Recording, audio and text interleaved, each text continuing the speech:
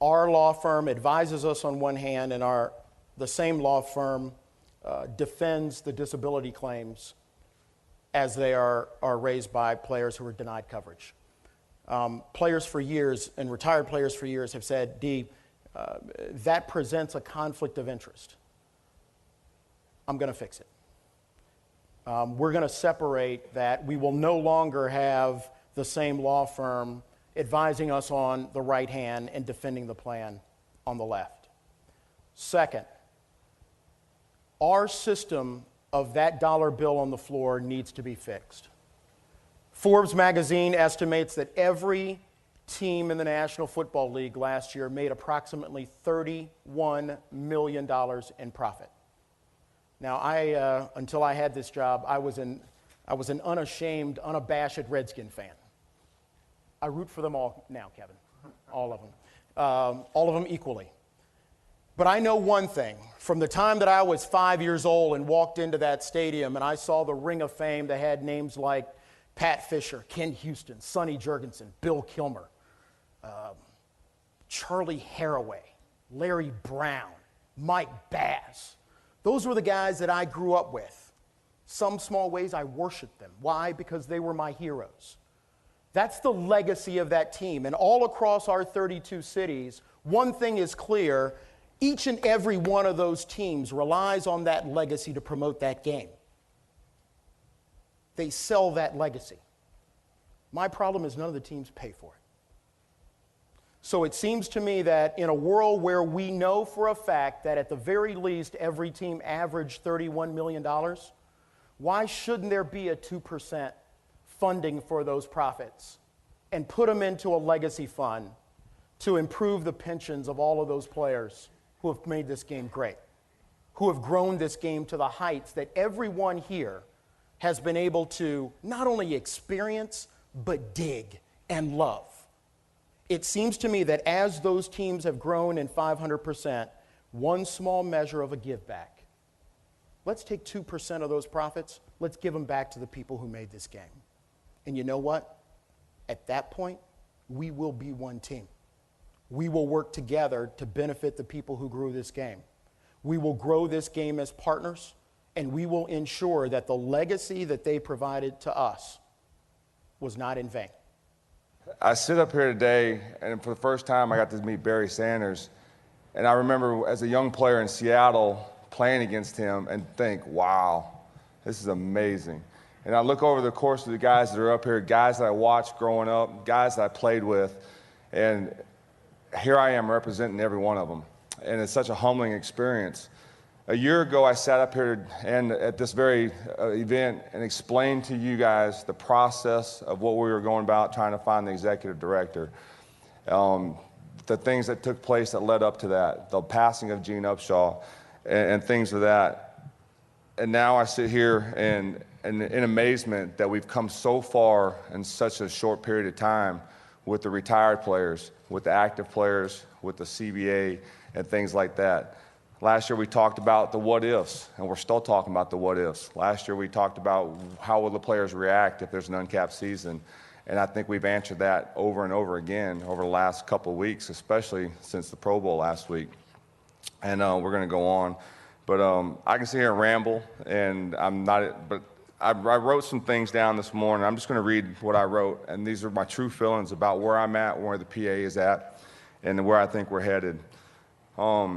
In the time since Dee's hiring, the PA has been on full throttle in getting him introduced to the players in the NFL, getting the message of the PA out to the players, and educating the players on the issues we are facing today. In addition to all of that, we have been busy with the CBA negotiations, trying to secure the labor peace that we've all enjoyed for the past 20-some-odd years. As I think about my term as president of the Nflpa, the only thing I can hope for is that the legacy that I leave at this office far surpasses my accomplishments on the football field. The process of negotiating a new CBA has been frustrating and moving at a snail's pace, but I understand that we are trying to get done will not benefit me nearly as much as it will benefit those that come after me, and to some extent those guys that came before me. The stark truth of the matter is that we, the players, want to play football. It's what many of us have done most of our lives, and it's the passion that we all have for a job that we love so much. We understand the business of football, and we are thankful for the opportunities the game has provided for us and our families. However, we do not understand and cannot give into, and what we cannot give into is how a business that makes over $8 billion, an average of $31 million a team, can look at their employees in the face and say, take an 18% pay cut without any justification for doing so. Because of the steps management has taken, we have informed our players individually and collectively to prepare themselves for a lockout in 2011.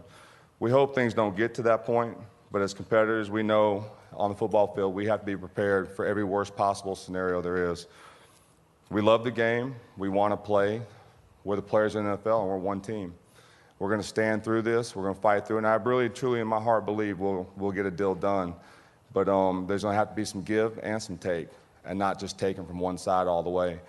But it's a privilege to represent you guys, past and present. And it's neat to sit up here because I interviewed Ben Utt for the job of the executive director position. Nolan Harrison was on the short list as well. Mark Bruner was a part of that process. And we all know, more than anything, that this game is bigger than one individual person, and it's bigger than 32 teams. You can say what you want to say about baseball, but football is the nation's pastime. It's the #1 sport in this country. This game that will be played this weekend will be watched by over millions and millions, not just in this country, but all around the world. It would be such a shame for us not to have this game in 2011 because we can't find common ground on how this thing should be played out. So it's with my heartfelt sympathies that we're dragging this thing on to the fans. But it is my belief that we'll figure out something and we'll get it done, and it'll be fair for everybody involved. But Dee, thank you for the job that you've been doing, media, press, the people from I see all of my New York crew over here. You guys just keep writing the stories because the players are going to give them to you. The players are going to go out there, they're going to play hard. But one thing I do believe is when you talk to our players about the CBA and what's coming up, they're all going to say the same thing. We're one team, we're sticking together, and we will get through this. So thank you. The NFL players know that this game is bigger than themselves. They're aware of what's going on in the world around them, and as many of you know, all 4 collective bargaining agreements are up in 2011. We will reach across all sports with all athletes to recognize the magnitude and the impact on our American culture and the great impact it has and the great impact of sports. With that, I'd like to turn everybody's attention to the screen to show you what we've been doing, what the players have been doing. One Team for Haiti. Be part of our One Team for Haiti. As professional athletes, we count on your support. And now we are counting on you to help us to help those in need. Please, join us. The players of the NFL, NBA, NHL, and Major League Baseball, in association with the Clinton Bush Haiti Fund, to aid in relief efforts that provide much-needed supplies and hope to the people of Haiti. We might play different sports for different teams and different cities, but today we are one team. And with that, the floor is open, and I believe my dear friend Chad Johnson wants the first question. So you're up. Mr. Smith, our boys, we've had time. Can you hear me? Yes, sir. We've had time. We've talked on occasion, but in all seriousness, as the season ends after this Sunday, with me not knowing, and how serious is it that really football might not be played in 2011? I mean, where are we right now? Basically, is what I'm asking. Well, look, on a scale of 1 to 10, it's a 14. I mean, look, everyone likes to talk about what's the most significant dates in this current CBA negotiation, whether it's March of this year, whether it's March of next year. I go back to 2007, late 2007, 2008. In late 2007, early 2008, the National Football League hired as their lead negotiator the same person who locked out hockey. Right after that, they negotiated television contracts that will pay them money even if the games are not played. And we know that they've renegotiated some assistant coaches' contracts to envision a lockout. All of that occurred before I was elected as the executive director of the NFL Players Association. So if you look at what the staff